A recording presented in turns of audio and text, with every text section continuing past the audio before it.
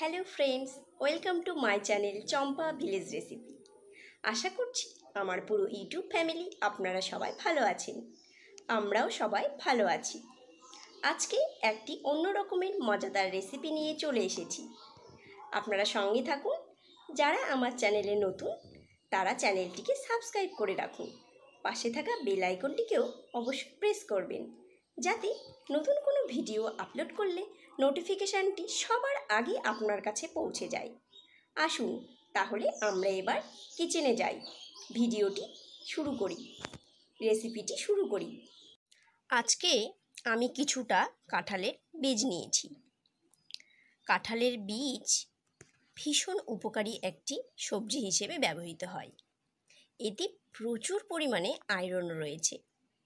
রক্তাল্পতা বা অ্যানিমিয়া প্রতিরোধে সাহায্য করে। কাঁঠালের বীজ কিন্তু হাড় শক্ত করতেও সাহায্য করে, আবার হজম শক্তিও বাড়াতে সাহায্য করে। এই কাঁঠালের বীজের একটি অন্য রকমের রেসিপি শেয়ার করব। আপনারা সবাই সঙ্গে থাকুন, পুরো ভিডিওটি অবশ্যই দেখুন, কেউ স্কিপ করবেন না। প্রথমেই আমি এই কাঁঠালের দানা বা কাঁঠালের বীজের উপরের সাদা খোসা অংশটিকে ছাড়িয়ে নেব। আমি কাঁঠালের বীজগুলোর যে সাদা খোসা অংশ সেগুলোকে ছাড়িয়ে নিয়েছি। আমি এখন এই কাঁঠালের বীজগুলোকে একটু ভালোভাবেই ধুয়ে নেব। আমি এখানে একটু জল দিয়ে নেব, দিয়ে এগুলোকে ধুয়ে নেব। ধুয়ে আমি এটাকে একটু সেদ্ধ করে নেব। এগুলোকে আমি একটু প্রেসার কুকারে দিয়ে নেব। আমি এগুলোকে এইভাবে প্রেসার কুকারে দিয়ে নিচ্ছি। আমি প্রেসার কুকারে অল্প সিটি দিয়ে নেব, পুরোপুরি সিটি দেব না, একটু শীত আওয়াজ হতেই আমি বন্ধ করে দেব।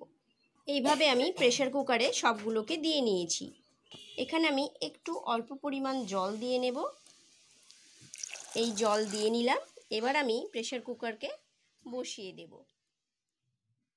কাঁঠালের বীজের এই রেসিপিটির জন্য আমি এই মশলাগুলো নিয়েছি। একটু লঙ্কা, আদা, জিরে, কয়েকটি ক্যাশু ও বাদাম। এগুলোকে আমি এখন পেস্ট করে নেব। এখানে একটু টমেটো নিয়ে নিয়েছি। টমেটোটাকে বেশ ছোট ছোট করে কেটে নিয়েছি। আমি কাঁঠালের বীজের এই রেসিপিটির জন্য এখানে কয়েকটি আলু এইভাবে কেটে নিয়েছি। কাঁঠালের বীজগুলোকে আমার সেদ্ধ হয়ে গেছে। এবার আমি এগুলোর এই কালো খোসা অংশটিকে ছুলে নেব। কাঁঠালের বীজগুলোকে এইভাবে লাল লাল খোসা অংশগুলোকে ছুলে নিয়েছি। আমি জিরে, আদা, কয়েকটি ক্যাশু, বাদাম ও লঙ্কা এইভাবে পেস্ট করে নিয়েছি। এখানে আমি একটু হলুদ গুঁড়ো দিয়ে নেব।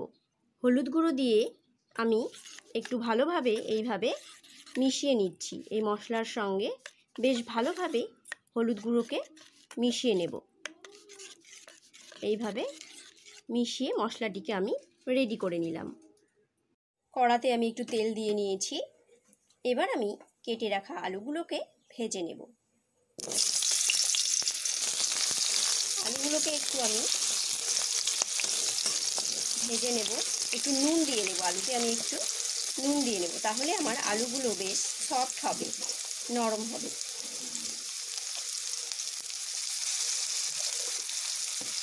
নুন দেবার পরে আমি একটু আলুগুলোকে ভালোভাবে নুনের সঙ্গে মিশিয়ে ভেজে নেব। আলুগুলোকে একটু বেশ লাল লাল করে ভেজে নিচ্ছি। আলুগুলো আমার ভাজা হয়ে গেছে। এবার আমি এই আলুগুলোকে তুলে নেব। এবারে আমি একটা শুকনো লঙ্কা ও গোটা গরম মশলা ফোড়ন দিয়ে নিচ্ছি।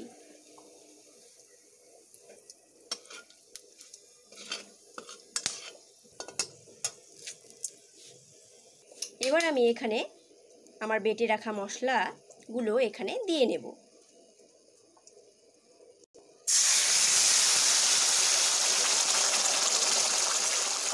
এবার আমি কেটে রাখা টমেটোগুলোকেও মশলার সঙ্গেই দিয়ে নেব।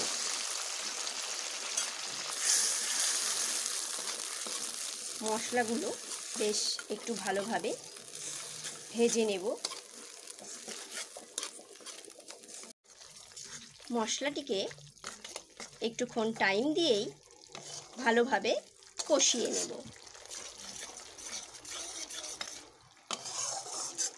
মশলাগুলো এইভাবে আমি কষিয়ে নিচ্ছি। একটু একটু তেল সবে আমার ছাড়তে শুরু করেছে, আমি আরও একটু কষিয়ে নেব। এবার আমি এখানে একটু চিনি দেব। চিনি দিয়ে নিচ্ছি। চিনিগুলোকে দেওয়ার পরে আর একটুক্ষণ আমি কষিয়ে নেব।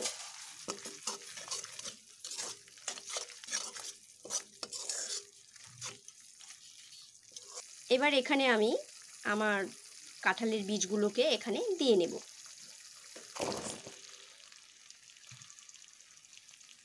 এবার কাঁঠালের বীজের সঙ্গে মশলাগুলোকে আরও একটু ভালোভাবে এইভাবে ভেজে নেব।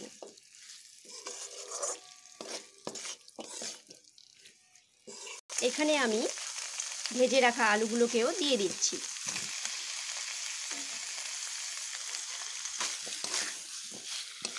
আলু, কাঁঠালের বীজ ও মশলাগুলোকে বেশ ভালোভাবে একটুক্ষণ ভেজে নেব। এবার আমি নুনও দিয়ে নেব। এখানে আমি স্বাদ মতো নুন দিয়ে নিচ্ছি। নুন দেওয়ার পরে একটু ভালোভাবে মিশিয়ে নেব। মশলাগুলো সহ নুন সব দিয়ে এখন একটু ভালোভাবে একটু কষিয়ে নেব। দুর্দান্ত স্বাদের নিরামিষ একটি রেসিপি কাঁঠালের বীজের। এভাবে আপনারাও চাইলে ট্রাই করতেই পারেন। এটি রুটির সঙ্গেও খেতে যেমন ভালো লাগে, ভাতের সঙ্গেও খেতে ভীষণ ভালো লাগে। আপনারা যারা আমার ভিডিও নতুন দেখছেন তারা চ্যানেলটিকে সাবস্ক্রাইব করবেন। আর আমার পুরনো বন্ধুদের অসংখ্য অসংখ্য ধন্যবাদ। আপনাদের ভালোবাসার জন্যই আমি নতুন নতুন ভিডিও বানানোর জন্য উৎসাহিত হই। আমি এগুলোকে একটু ভালোভাবে কষিয়ে নিচ্ছি। আমার কষানো প্রায় হয়ে এসেছে।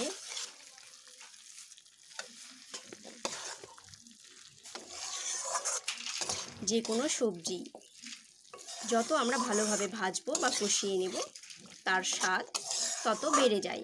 এবার আমি এখানে একটু জল দিয়ে নেব। এবার এখানে একটু জল অ্যাড করব।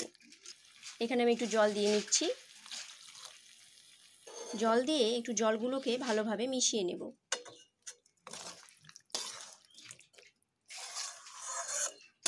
এইভাবে মিশিয়ে নিচ্ছি। ভালোভাবে মিশিয়ে নিচ্ছি। আমার সব সবজি প্রায় সেদ্ধ হয়ে গেছে। এবার আমি একটু ঢেকে দেব, ফুটে উঠলে নামিয়ে নেব।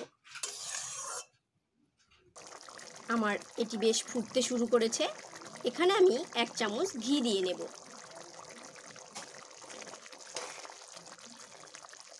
ঘি দিয়ে নিলাম। ঘিগুলোকে একটু ভালোভাবে মিশিয়ে নেব।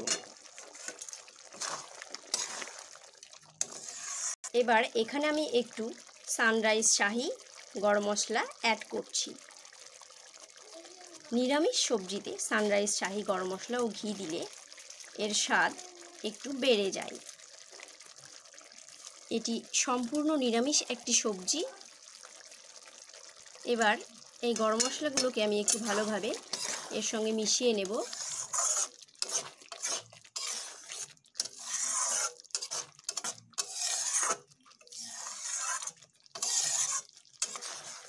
এটি আমার হয়ে গেছে। এবার আমি এই সবজিটাকে নামিয়ে নেব।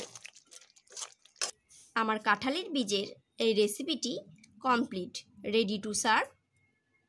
Thanks for watching my video. আপনারা সবাই ভালো থাকবেন, সুস্থ থাকবেন, আনন্দে থাকবেন। আবার দেখা হবে অন্য কোনো রেসিপির সঙ্গে। ততক্ষণের জন্য বাই।